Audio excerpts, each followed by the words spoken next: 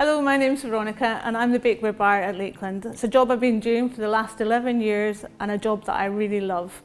Today I want to talk to you about one of my favourite little treats, which is our animal face cutter. It's done in two sizes, so we have the small one that does cupcakes and biscuits, or we have the larger size that you can use to decorate celebration cakes, birthday cakes up to 8 inches or thereabouts.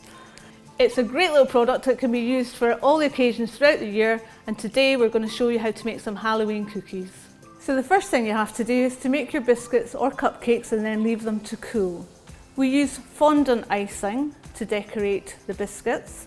So roll out your fondant thinly, but not too thinly. So you can see that it's actually a double-sided cookie cutter.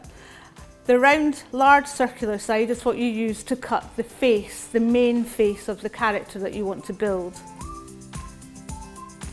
On the other side you'll see some integral shapes that are in the cutter, and those are then used to make the features. So you can make mouths, noses, teeth, unicorn horns, hair, lots of different things with these cutters.